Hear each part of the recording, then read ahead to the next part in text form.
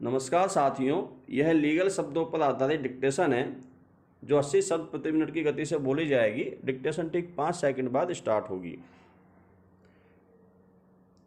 Start. स्त्री तथा लड़की अनैतिक व्यापार दमन अधिनियम 1956 धारा 20 उक्त धारा के अधीन सूचना के अभाव के कारण मुख्य न्यायिक मजिस्ट्रेट द्वारा आरंभ की गई कार्रवाइयाँ विधि मान्य नहीं हो सकती हैं।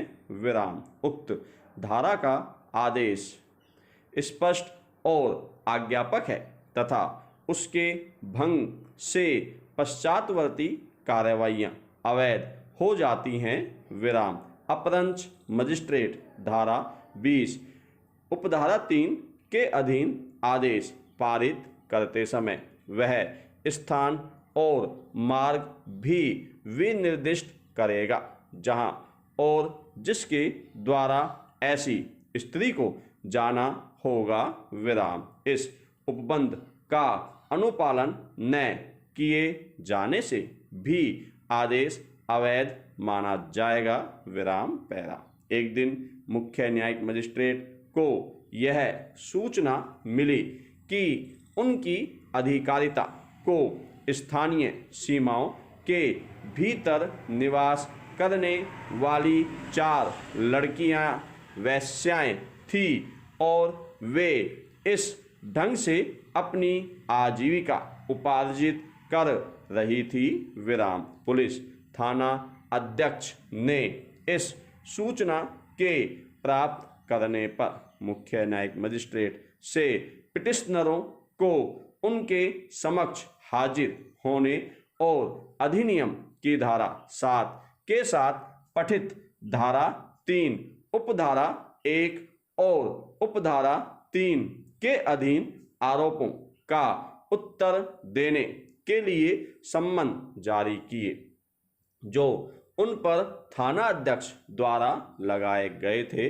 विराम। तीनों पिटिशनर और एक अन्य स्त्री सम्मन के उत्तर में मुख्य न्यायिक मजिस्ट्रेट के न्यायालय में हाजिर हुई और उन्होंने पुलिस द्वारा उनके विरुद्ध किए गए सभी अभिकथनों का प्रत्याख्यान किया। विराम। उसके पश्चात मुख्य न्यायिक मजिस्ट्रेट ने पुलिस द्वारा पेश किए गए साक्ष्य को अभिलिखित किया और चारों लड़कियों की परीक्षा की तथा उन साक्षियों के कथनों को अभिलिखित किया जो उन्होंने अपनी प्रतिरक्षा में पेश किए थे।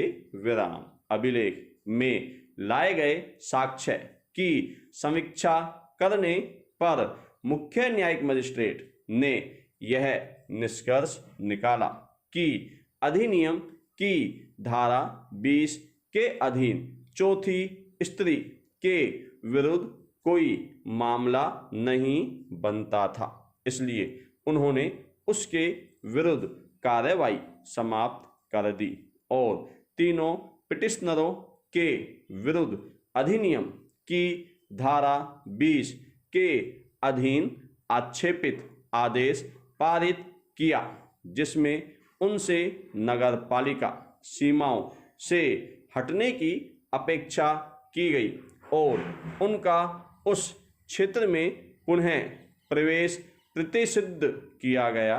विराम। इस आदेश से व्यथित होकर पिटिशनरों ने इस न्यायालय में प्रस्तुत पुनरीक्षण पिटीशन फाइल किया। विराम। पैरा।